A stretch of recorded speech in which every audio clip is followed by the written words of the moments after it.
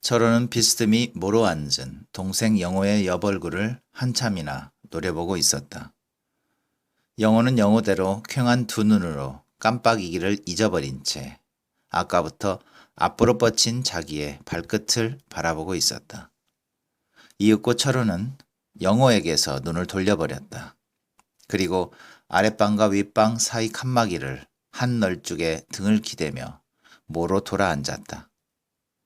희미한 등잔 불빛에 잠든 딸애의 조그마한 얼굴이 애처로웠다. 그 어린 것 옆에 앉은 철호의 아내는 왼쪽 무릎을 세우고 그 위에 손을 펴 깔고 턱을 큄었다. 아까부터 철호와 영호, 형제가 하는 말을 조용히 듣고만 있는 그네는 무엇을 생각하고 있는지 한쪽 손끝으로 거기 방바닥에 가지런히 놓인 빨간 어린애의 신발만 몇 번이고 쓸어보고 있었다. 철호는 고개를 푹 떨구어 턱을 가슴에 묻었다.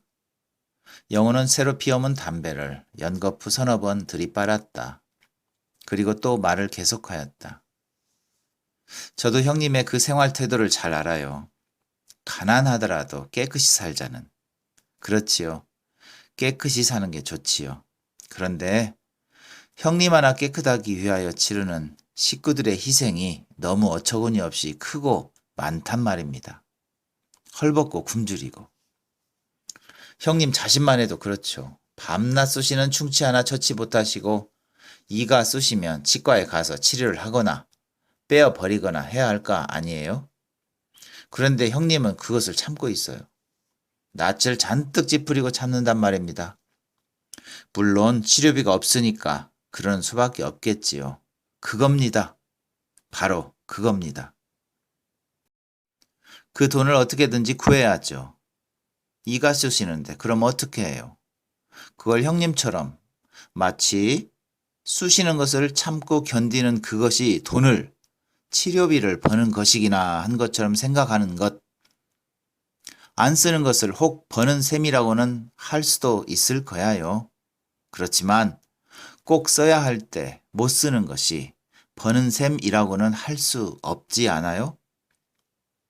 세상에는 이런 세 층의 사람들이 있다고 봅니다. 즉, 돈을 모으기 위해서만으로 필요 이상의 돈을 버는 사람과 필요하니까 그 필요만치 돈을 버는 사람과 또 하나는 이건 꼭 필요한 돈도 채 못 벌어서 그 대신 생활을 조리는 사람들.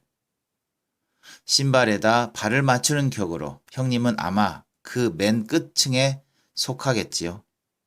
필요한 돈도 미처 벌지 못하는 사람.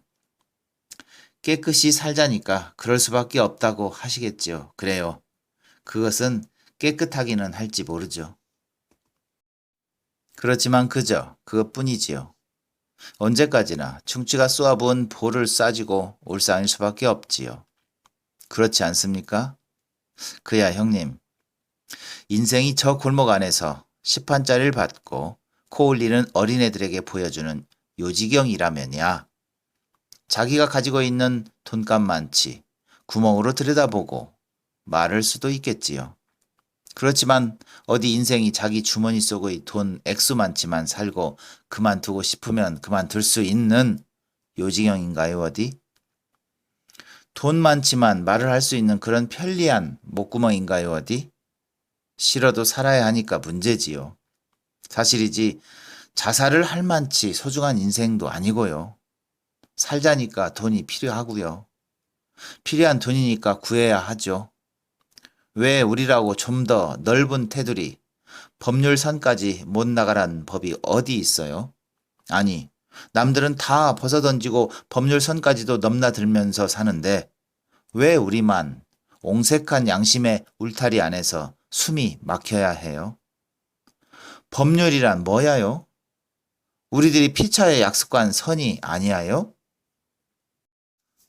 영호는 얼굴을 번쩍 들며 반쯤 끌어놓았던 넥타이를 마저 끌어서 방구석에 픽 던졌다. 철호는 여전히 턱을 가슴에 푹 묻은 채 묵묵히 앉아 두 짝 다 엄지발가락이 몽땅 밖으로 나온 뚫어진 양말을 내려다보고 있었다. 나일론 양말을 한 켤레 사면 반년은 무난히 뚫어지지 않고 견딘다는 말을 들었다. 그러나 뻔히 알면서도 번번이 100관짜리 무명 양말을 사들고 들어오는 철호였다. 700관이란 돈을 단번에 잘라낼 여유가 도저히 없는 월급이었던 것이다. 가자! 어머니는 또 몸을 뒤채었다. 그건 억설이야. 철호는 천천히 고개를 들었다. 신문지를 바른 맞은편 벽에 쭈그리고 앉은 아내의 그림자가 커다랗게 비쳐 있었다.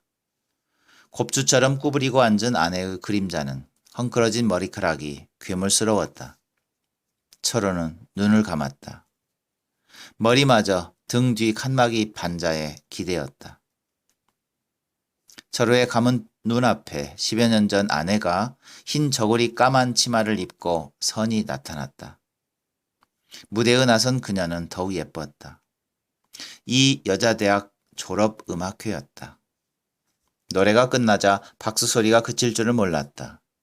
그날 저녁 같이 거리를 거닐던 그녀는 정말 싱싱하고 예뻤었다.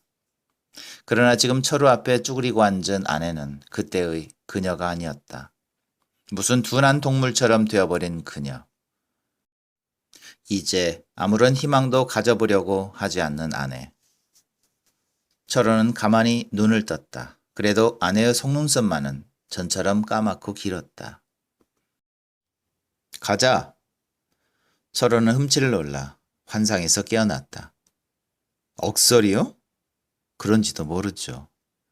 한참이나 잠잠하니 앉아 까물거리는 등잔불을 바라보던 영호의 맥 빠진 대답이었다. 내 말대로 한다면 돈 있는 사람들은 다 나쁜 사람이란 말밖에 더 되나 어디? 아니죠. 제가 어디 나쁘고 좋고를 가렸어요. 나쁘긴 누가 나빠요? 왜 나빠요? 아, 잘 사는 게 나빠요? 도시 나쁘고 좋고부터 따질 아무런 금도 없죠 뭐. 그렇지만 지금 내 말로는 잘 살자면 꼭 양심이고 윤리고 뭐고 다 버려야 한다는 것이 아니고 뭐냐? 천만에요. 잘못 이해하신 겁니다. 간단히 말씀드리면 이렇다는 것입니다. 즉 양심껏 살아가면서 잘 살 수도 있기는 있다. 그러나 그것은 극히 적다. 거기에 비교해서 그 시시한 것들을 벗어 던지기만 하면 누구나 틀림없이 잘 살 수 있다. 그것이 바로 억설이란 말이다. 마음 한구석이 어딘가 비틀려서 하는 억지란 말이다. 글쎄요, 마음이 비틀렸다고요? 그건 아마 사실일지도 모르겠어요. 분명히 비틀렸어요. 그런데 그 비틀리기가 너무 늦었어요. 어머니가 저렇게 미치기 전에 비틀렸어야 했지요. 한강 철교를 폭파하기 전에 말입니다. 하나밖에 없는 너희 동생 명숙이가 양공주가 되기 전에 비틀렸어야 했지요. 환도령이 내리기 전에 하다못해 동대문 시장에 자리라도 한 자리 비었을 때 말입니다. 그러고 이놈의 배때기에 지금도 무슨 내장이기나 한 것처럼 박혀있는 파편이 터지기 전에 말입니다. 아니 그보다도 더 전에 제가 무슨 애국자나처럼 남들이 다 기피하는 군대에 어머니의 왼수를 갚겠노라고 자원하던 그 전에 말입니다. 그보다도 더 전에, 썩 전에 비틀렸어야 했을지 모르죠. 나면서부터 비틀렸더라면 더 좋았을는지도 모르죠. 영호는 푹 고개를 떨구었다. 길게 한숨을 내쉬었다. 그 한숨이 후루룩 떨고 있었다. 철호는 한참 동안 아무 말도 하지 않았다. 윗목에 앉아있던 철호 아내가 땅바닥에 떨어진 눈물을 손끝으로 장난처럼 문지르고 있었다. 영호도 훌쩍훌쩍 코를 들이키고 있었다. 그렇지만 인생이란 그런 게 아니야. 너는 아직 사람이란 어떻게 살아야만 하는 것인지조차도 모르고 있어.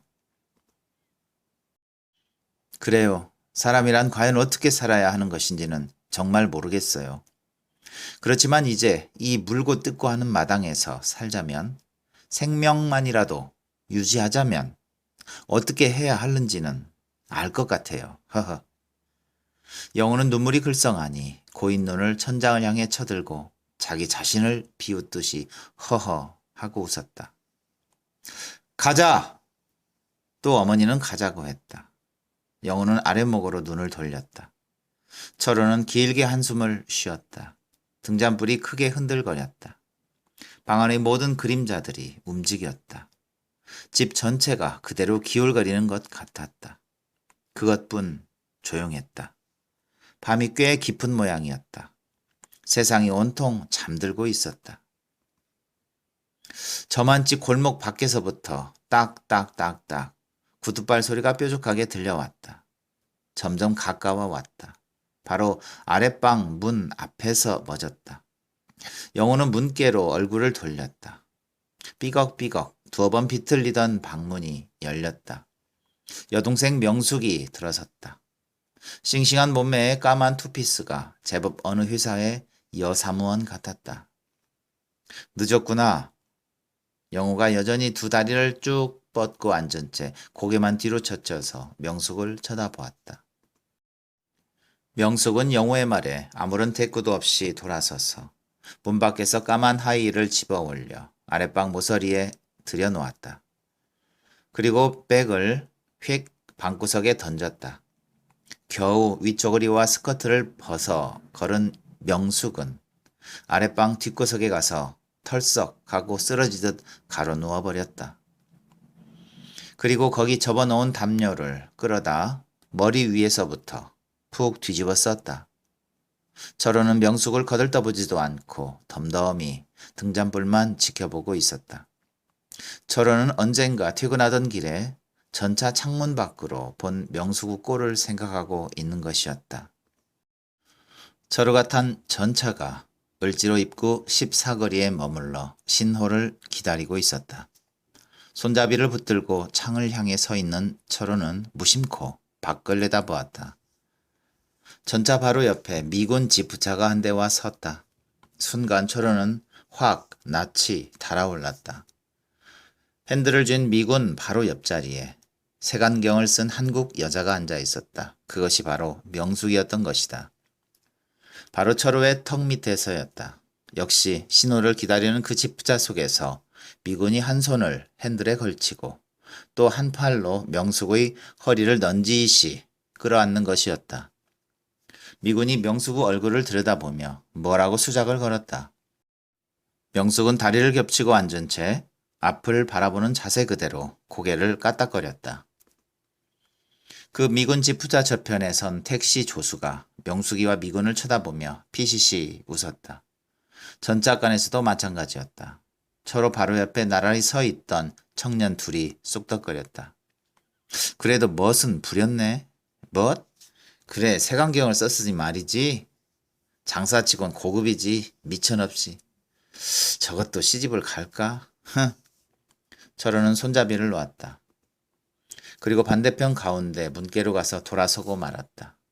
그것은 분명히 슬픈 감정만은 아니었다. 뭐라고 말할 수조차 없는 숫덩이 같은 것이 콱 목구멍을 치밀었다. 정신이 아득해지는 것 같았다. 하품을 하고 난 뒤처럼 콧속이 싸하니 쓰리면서 눈물이 징 솟아올랐다. 철호는 앞에 있는 커다란 유리를 콱 머리로 받아 부수고 싶은 충동을 느끼며 어금니를 꽉 맞씹었다. 찌르르 벨이 울렸다. 덩거덩 전차가 움직였다. 철호는 문짝에 어깨를 가져다 기대고 눈을 감아버렸다. 그날부터 철호는 정말 한마디도 누이 동생 명숙이와 말을 하지 않았다. 또 명숙이도 철호를 본체만 채 했다. 자, 우리도 이제 잡시다. 영호가 가슴을 펴서 내어밀며 바로 앉았다. 등잔불을 끄고 두 방 사이의 문을 닫았다. 푹 가라앉는 것 같이 피곤했다. 그러면서도 철호는 정작 잠을 이룰 수는 없었다. 밤은 고요했다. 시간이 그대로 흐르기를 멈추어버린 것 같이 조용했다. 철호의 아내도 이제 잠이 들었나 보다. 앓는 소리를 내었다. 철호는 눈을 감았다. 어딘가 아득히 먼 것을 느끼고 있었다. 철호도 잠이 들어가고 있었다. 가자! 다들 잠든 밤의 어머니의 그 소리는 엉뚱하게 컸다. 철호는 흠칠 눈을 떴다. 차츰 눈이 어둠에 익어갔다. 며칠인가 문틈으로 새어들은 달빛이 철호의 옆에서 잠든 딸애의 머리에서부터 발끝까지 쭉 파란 줄을 그었다. 철호는 다시 눈을 감았다. 길게 한숨을 쉬며 벽을 향해 돌아 누웠다. 가자! 또 어머니가 소리를 질렀다. 그러나 철호는 눈을 뜨지 않았다. 그도 마저 잠이 들어버린 것이었다. 그런데 이번에는 아랫방에서 명숙이가 눈을 떴다. 아랫목에 어머니와 윗목에 오빠 영호 사이에 누운 명숙은 어둠 속에 가만히 손을 내어 밀었다. 어머니의 손을 더듬어 잡았다. 뼈 위에 겨우 가죽만이 씌어진 손이었다. 어머니의 손에서는 체온이 느껴지는 것이 아니라 축축히 습기가 미끈거렸다. 명숙은 어머니 쪽을 향하여 돌아 누웠다. 한쪽 손을 마저 내밀어서 두 손으로 어머니의 송장 같은 손을 감싸 쥐었다. 가자! 딸의 손을 느끼는지 못 느끼는지 어머니는 또 한 번 허공을 향해 가자고 소리를 질렀다. 엄마! 명숙의 낮은 소리였다. 명숙은 두 손으로 감싸준 어머니의 여윈 손을 가만히 흔들었다. 가자! 엄마! 기어이 명숙은 흐느끼기 시작하였다. 명숙은 어머니의 손을 끌어다 자기의 입에 틀어막았다. 엄마! 숨을 죽여가며 참는 명숙의 울음은 한숨으로 바뀌며 어머니의 손가락을 입안에서 잘근잘근 씹어보는 것이었다. 겁내지 마라. 옆에서 영호가 잠꼬대를 했다. 가자! 어머니는 명숙의 손에서 자기의 손을 빼어가지고 저쪽으로 돌아 누워버렸다. 명숙은 다시 담요를 끌어다 머리 위까지 푹 썼다. 그리고 담요 속에서 흐득흐득 울고 있었다. 엄마. 이번엔 윗방에서 어린 것이 엄마를 불렀다. 철호는 잠속에서 멀리 그 소리를 들었다. 그러면서도 채 잠이 깨어지지는 않았다. 엄마. 어린 것은 또 한 번 엄마를 불렀다. 오, 왜? 엄마 여기 있어. 아내의 반쯤 깬 소리였다. 어린 것을 끌어다 앉는 모양이었다. 철호는 그 소리를 멀리 들으며 다시 곤히 잠들어 버렸다. 오줌 누겠니? 자, 일어나. 착하지? 철호의 아내는 일어나 앉으며 어린 것을 안아 일으켰다. 구석에서 깡통을 끌어다 대어 주었다. 참, 삼촌이 내 신발 사왔지. 아주 예쁜데 볼래? 깡통을 타고 앉은 어린 것을 뒤에서 안아주고 있던 철호의 아내는 한 손으로 어린 것의 베개마트에 놓아두었던 신발을 집어다 보여주었다. 희미하게 달빛이 들이비쳤을 뿐인 어두운 방 안에서는 그것은 그저 겨우 모양뿐 색채를 잃고 있었다. 내 거야, 엄마? 그래, 내 거야. 이뻐? 참 예뻐, 빨강이야. 어린 것은 잠에 취한 소리로 물으며 신발을 두 손에 받아 가슴에 안았다. 자, 이제 거기 놔두고 자야지. 내일 신어도 돼? 그럼. 어린 것은 어물어물 담요 속을 파고 들어갔다. 엄마, 내일 신어도 돼? 그럼. 어린 것은 오물오물 담요 속을 파고 들어갔다. 엄마, 내일 신어도 돼? 그럼. 뭐든가 좀 좋은 것은 아껴야 한다고만 들어오던 어린 것은 또 한 번 이렇게 다짐하는 것이었다. 아내의 어린 것의 담요 가장자리를 꼭꼭 눌러주고 나서 그 옆에 누웠다. 다들 다시 잠이 들었다. 어느 사이에 달빛이 비껴서 칼날 같은 빛을 철호의 가슴으로 옮겼다. 어린 것이 부시시 머리를 들었다. 배를 깔고 엎드렸다. 어린 것은 조그마한 손을 베개 너머로 내밀었다. 거기 가지런히 놓아둔 신발을 만져보았다. 어린 것은 안심한 듯이 다시 베개를 베고 누웠다. 또 다시 조용해졌다. 한참 만에 또 어린 것이 움직거렸다. 잠이 든 줄 알았던 어린 것은 또 엎드렸다. 머리맡에 신발을 또 끌어당겼다. 조그마한 손가락으로 신발코를 꼭 눌러 보았다. 그리고는 이번에는 아주 자리 위에 일어나 앉았다. 신발을 무릎 위에 들어 올려놓았다. 달빛에다 신발을 들이대어 보았다. 바닥을 뒤집어 보았다. 두 짝을 하나씩 두 손에 갈라 들고 고무 바닥을 맞대어 보았다. 이번엔 발을 앞으로 내놓았다. 가만히 신발을 가져다 신었다. 앉은 채로 꼭 방바닥을 디디어 보았다. 가자! 어린 것은 깜짝 놀랐다. 얼른 신발을 벗었다. 있던 자리에 도로 모아놓았다. 그리고 한 번 더 신발을 바라보고 난 어린 것은 슬그머니 누웠다.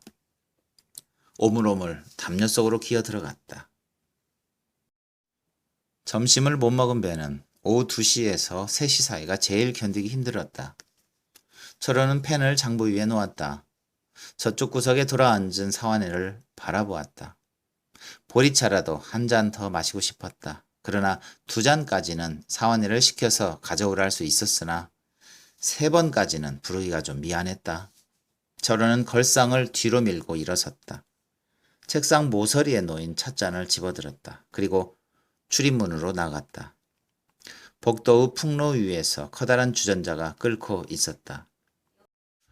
보리차를 찻잔 하나 가득히 부었다. 구수한 냄새가 피어올랐다. 철호는 뜨거운 찻잔을 손가락으로 꼬집어 들고 조심조심 자기 자리로 돌아와 앉았다. 그리고 찻잔을 입으로 가져갔다. 후 불었다.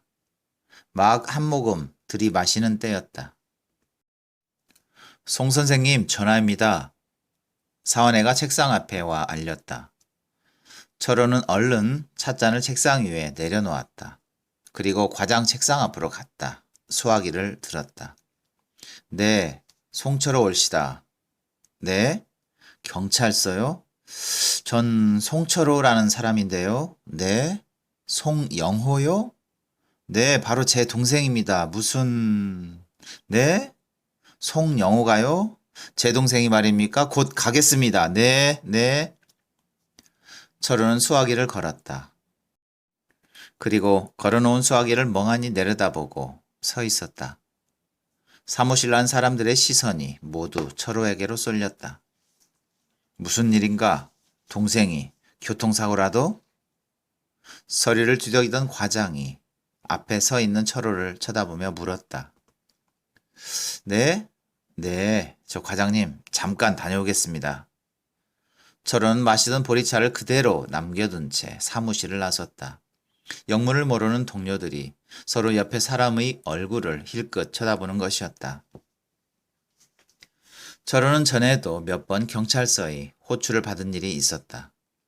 양공주 노릇을 하는 누이 동생 명숙이가 걸려들면 그 신원 보증을 해야 하는 철호였다. 그때마다 철호는 치안관 앞에서 낯을 못 들고 앉았다가 순경이 앞세우고 나온 명숙을 데리고 아무 말도 없이 경찰서 뒷문을 나서곤 하였다. 그럴 때면 철호는 울었다. 하나밖에 없는 누이 동생이 정말 밉고 원망스러웠다. 철호는 명숙을 한번 돌아다보는 일도 없이 전찻길을 따라 사무실로 걸었고 또 명숙은 명숙이대로 적당한 곳에서 마치 낯도 모르는 사람처럼 딴 길로 떨어져 가버리곤 하는 것이었다. 그런데 이번에는 누이 동생이 아니라 남동생 영우의 건이라고 했다. 며칠 전 밤에 취해서 짓거리던 영우의 말들이 머리를 스치고 지나갔다. 불안했다. 그런들 설마 하고 마음을 다시 먹으며 철호는 경찰서 문을 들어섰다. 권총 강도. 형사에게도 동생 영우의 사건 내용을 들은 철호는 앞에 앉은 형사의 얼굴을 바보 모양 멍청이 바라보고 있을 뿐이었다. 점점 핏기가 가셔가는 철호의 얼굴은 표정을 잃은 채 굳어가고 있었다. 어느 회사에서 월급을 줄 돈 1,500만 환을 찾아서 은행 앞에 대기시켰던 지프차에 싣고 막 떠나려고 하는데 중절모를 깊숙이 눌러쓰고 색안경을 낀 괴한 2명이 차 속으로 올라오며 권총을 내어 들더라는 것이었다. 철호는 눈도 깜빡하지 않고 그저 영호의 머리카락이 흐트러져 내린 이마를 바라보고 있었다. 돌아가세요, 형님. 영호는 등신처럼 서 있는 형이 도리어 민망한 듯이 조용히 말했다. 수감해. 형사가 문간에 지키고 서 있는 순경을 돌아보았다. 영호는 그에게로 오는 순경을 향해 마주 걸어갔다. 영호는 뒷문으로 끌려 나가다 말고 멈춰섰다. 그리고 뒤를 돌아보았다. 형님, 어린 것 화신 구경이나 한번 시키세요. 제가 약속했었는데. 뒷문이 꽝 닫혔다. 철호는 여전히 영호가 사라진 뒷문을 바라보고 서 있었다. 눈이 뿌옇게 흐려졌다. 아무것도 보이지 않았다. 솔 의사는 처음부터 없었던 것 같은데. 조사를 한옆으로 밀어놓으며 형사가 중얼거렸다. 철호는 거기 걸상에 가만히 걸터 앉았다. 혹시 그와 같이 한 청년을 모르시나요? 철호의 귀에는 형사의 말소리가 아주 멀었다. 끝내 혼자서 했다고 우기는데 그러나 증인이 있으니까 이제 차츰 사실대로 자백하겠지만 여전히 철호는 말이 없었다. 경찰서를 나온 철호는 어디를 어떻게 걸었는지 알 수 없었다. 철호는 술 취한 사람 모양 허청거리는 다리로 자기 집이 있는 언덕길을 올라가고 있었다. 철호는 골목길 어귀에 들어섰다. 가자! 철호는 거기 멈춰 섰다. 고개를 뒤로 젖혔다. 그러나 그는 하늘을 쳐다보는 것이 아니었다. 숨을 크게 내쉬는 철호는 울고 있었다. 눈물이 코 속으로 흘러서 찜찜하니 목구멍을 넘어갔다. 가자, 가자. 어딜 가잔 거야? 도대체 어딜 가잔 거야? 철호는 꽥 소리를 지르고 있었다. 거기 처마 밑에 모여 앉아서 소꿉질을 하던 어린애들이 부시시 일어서며 그를 쳐다보았다. 철호는 그 앞을 모른 채 지나쳐 버렸다. 오빤 어딜 그렇게 돌아다녀? 철호가 아랫방에 들어서자 윗방 구석에서 고리짝을 열어놓고 뒤지고 있던 명숙이가 역한 소리를 냈다. 윗방에는 넝마 같은 옷가지들이 한 무더기 쌓여 있었다. 딸애는 고리짝 옆에 쪼그리고 앉아서 명숙이가 뒤져 내놓는 헌옷들을 무슨 진귀한 것이나처럼 지켜보고 있었다. 철호는 아내가 어딜 갔느냐고 물어보려다 말고 그대로 윗방 아랫목에 털썩 주저앉아 버렸다. 어서 병원에 가보세요. 명숙은 여전히 고리짝을 들추며 돌아앉은 채 말했다. 병원에? 그래요. 병원에라니? 언니가 위독해요. 어린애가 걸렸어요. 뭐가? 철호는 눈앞이 아찔했다. 점심때부터 진통이 시작되었는데 영 해산을 못하고 애를 썼단다. 그런데 죽을 악을 쓰다 보니까 어린애의 머리가 아니라 팔부터 나왔다고 한다. 그래 병원으로 실어 갔는데 철원의 회사에 전화를 걸었더니 나가고 없더라는 것이었다. 지금쯤은 아마 아기를 낳았거나 그렇지 않으면 명숙은 흰 헝겊들을 골라 개켜서 한 옆으로 제쳐놓으며 말했다. 아마 어린애의 기저귀를 고르고 있는 모양이었다. 그런데 이상했다. 좀 전에 아찔했던 정신이 사르르 풀리며 온몸에 맥이 쏙 빠져나갔다. 철호는 오래간만에 머릿속이 깨끗이 개이는 것을 느꼈다. 말라리아를 앓고 난 다음 날부터 맥은 하나도 없으면서 머리는 비상히 깨끗했다. 뭐 놀랄 일이 있느냐 하는 심정이 되었다. 마치 회사에서 무슨 사물을 한 뭉텅이 맡았을 때와 같은 심사였다. 철호는 호주머니에서 담배를 꺼내어 물었다. 언제나 새로 사물을 맡아 시작하기 전에 하는 버릇이었다. 철호는 일어섰다. 그리고 문을 열었다. 어딜 가시오? 명숙이가 돌아보았다. 병원에. 무슨 병원인지도 모르면서. 철호는 참 그렇다고 생각했다. S병원이야요. 철호는 슬그머니 문 밖으로 한 발을 내디디었다. 돈을 가지고 가야지 뭐. 돈. 철호는 다시 문 안으로 들어섰다. 우두커니 발부리를 내려다보고 서 있었다. 명숙이가 일어섰다. 그리고 아랫방으로 내려갔다. 벽에 걸어놓았던 핸드백을 열었다. 예수. 100환짜리 한 다발이 철호 앞 방바닥에 던져졌다. 명숙은 다시 돌아서서 백을 챙기고 있었다. 철호는 명숙의 뒷모습을 물끄러미 바라보고 있었다. 철호의 눈이 명숙의 발 뒤축에 머물렀다. 나일론 양말이 계란만치 구멍이 뚫렸다. 철호는 명숙의 그 구멍 뚫린 양말 뒤축에서 어떤 깨끗함을 느끼고 있었다. 오래간만에, 참으로 오래간만에 철호는 명숙에 대한 오빠로서 애정을 느꼈다. 가자! 어머니가 또 외마디 소리를 질렀다. 철호는 눈을 발밑에 돈다발로 떨구었다. 허리를 구부렸다. 연기가 든 때처럼 두 눈이 싸하니 쓰렸다. 아버지 병원에 가? 엄마 애기 낳았어? 그래. 철호는 돈을 저고리 호주머니에 구겨 넣으며 문을 나섰다. 가자! 골목을 빠져나가는 철호의 등 뒤에서 또 한 번 어머니의 소리가 들려왔다. 아내는 이미 죽어 있었다. 네, 그래요. 철호는 간호원보다도 더 심상한 표정이었다. 병원의 긴 복도를 휘청휘청 걸어서 널따란 현관으로 나왔다. 시체가 어디 있느냐고 묻지도 않았다. 무엇인가 큰일이 한 가지 끝났다는 그런 기분이었다. 아니, 또 어찌 생각하면 무언가 해야 할 일이 많이 생긴 것 같은 무거운 기분이기도 했다. 그러면서도 그 해야 할 일이 무엇인지는 좀처럼 생각이 나질 않았다. 그저 이제는 그리 서두를 필요도 없어졌다는 생각만으로 철호는 거기 병원 현관에 한참이나 우두커니 서 있었다. 이윽고 병원의 큰 문을 나선 철호는 전찻길을 따라서 천천히 걸었다. 자전거가 휙 그의 팔굽을 스치고 지나갔다. 그는 멈춰 섰다. 자기도 모르게 그는 사무실 쪽으로 걸어가고 있었다. 6시도 더 지났을 무렵이었다. 이제 사무실로 가야 할 아무 일도 없었다. 그는 천짝길을 건넜다. 또 한참 걸었다. 그는 또 멈춰 섰다. 또 걸었다. 그저 걸었다. 집으로 돌아가자는 생각도 아니면서 그의 발길은 자동 기계처럼 남대문 쪽을 향해 걷고 있었다. 문방구점, 라디오방, 사진관, 제과점. 그는 길가에 늘어선 이런 가게의 진열장을 하나하나 기웃거리며 걷고 있었다. 그러면서도 무엇이 있는지 하나도 보이지는 않았다. 그러던 철호는 또 우뚝 섰다. 그는 거기 눈앞에 걸린 간판을 쳐다보고 있었다.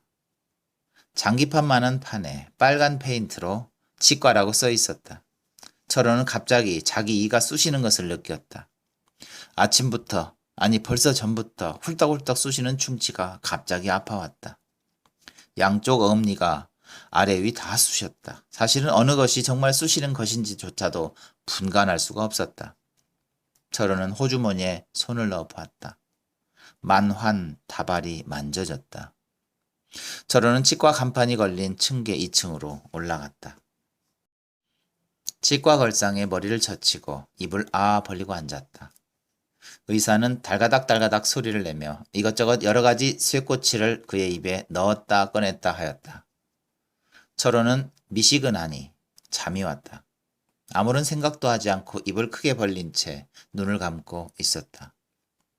좀 아팠지요? 뿌리가 구부러져서. 의사가 집게로 뽑아든 이를 철호의 눈앞에 가져다 보여주었다. 속이 시커멓게 썩은 징그러운 이 뿌리에 뻘건 살점이 묻어 있었다. 철호는 솜을 입에 문 채 머리를 좌우로 흔들어 보였다. 사실 아프지도 아무렇지도 않았다. 됐습니다. 한 30분 후에 솜을 빼버리시오. 피가 좀 나올 겁니다. 이쪽을 마저 빼주시오. 철호는 옆의 타구에 침을 뱉고 나서 또 한쪽 볼을 눌러 보였다. 어금니를 한 번에 2개씩 빼면 출혈이 심해서 안 됩니다. 괜찮습니다. 아니, 내일 또 빼지요. 다 빼주십시오. 한 몫에 몽땅 다 빼주십시오. 안 됩니다. 치료를 해가면서 1개씩 빼야지요. 치료요? 그럴 새가 없습니다. 막 쑤시는걸요. 그래도 안 됩니다. 빈혈증이 일어나면 큰일 납니다. 하는 수 없었다. 철호는 치과를 나왔다. 또 걸었다.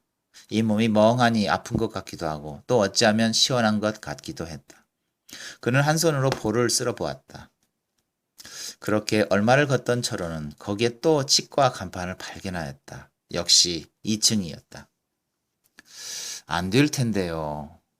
거기 치과도 꺼렸다. 철호는 괜찮다고 우겼다. 한쪽 어금니를 마저 빼었다. 이번에는 두 볼에다 다 밤알만큼씩 한 솜덩어리를 물고 나왔다. 입안이 찝찝했다. 간간히 길가에 나서서 피를 뱉었다. 그때마다 시뻘건 선지피가 간덩어리처럼 엉켜서 나왔다. 남대문을 오른쪽에 끼고 돌아서 서울역이 보이는 데까지 왔을 때 으스스 몸이 한번 떨렸다. 머리가 휑하니 비어버린 것 같다고 생각했다. 바로 그때에 번쩍이고 거리에 전등이 들어왔다. 눈앞이 한번 환해졌다. 다음 순간에는 어찌 된 셈인지 좀 전에 전등이 켜지기 전보다 더 거리가 어두워졌다. 철호는 눈을 한번 꾹 감았다. 다시 떴다. 그래도 매 한 가지였다. 이건 뱃속이 비어서 그렇다고 철호는 생각했다. 그는 새삼스레 점심도 저녁도 안 먹은 자기를 깨달았다. 뭐든지 좀 먹어야겠다고 생각했다. 구수한 설렁탕 생각이 났다. 입안에 군침이 하나 가득히 고였다. 그는 어느 전주 밑에 가서 쭈그리고 앉아서 침을 뱉었다. 그런데 그것은 침이 아니라 진한 피였다. 그는 다시 일어섰다. 또 한 번 오한이 전신을 간지리고 지나갔다. 다리가 약간 떨리는 것 같았다. 그는 속히 음식점을 찾아내야겠다고 생각했다. 서울역 쪽으로 휘청휘청 걸었다. 설렁탕. 무슨 약 이름이기나 한 것처럼 한마디 일러놓고는 그는 탁자 위에 엎드려 버렸다. 또 입안으로 하나 찝찝한 물이 고였다. 철호는 머리를 들었다. 음식점 안을 한 바퀴 휙 둘러보았다. 머리가 아찔했다. 그는 일어섰다. 그리고 문 밖으로 급히 걸어 나왔다. 음식점 옆 골목에 있는 시궁창에 가서 쭈그리고 앉았다. 울컥하고 입안의 것을 뱉었다. 그러나 이번에는 주위가 어두워서 그것이 피인지 또는 침인지 알 수 없었다. 철호는 저고리 소매로 입술을 닦으며 일어섰다. 이를 뺀 자리가 쿡 한 전 쑤셨다. 그러자 뒤이어 거기서 호응이나 하듯이 관자놀이가 또 쑤셨다. 철호는 아무래도 좀 이상하다고 생각하였다. 이제 빨리 집으로 돌아가 누워야겠다고 생각했다. 그는 다시 큰 길로 나왔다. 마침 택시가 한 대 왔다. 그는 손을 한번 흔들었다. 철호는 던져지듯이 털썩 택시 안에 쓰러졌다. 어디로 가시죠? 택시는 벌써 구르고 있었다. 해방촌. 자동차는 스르르 속력을 늦추었다. 해방촌으로 가자면 차를 돌려야 하는 까닭이었다. 운전사는 줄지어 달려오는 자동차의 사이가 생기기를 노리고 있었다. 저만치 자동차의 행렬이 좀 끊겼다.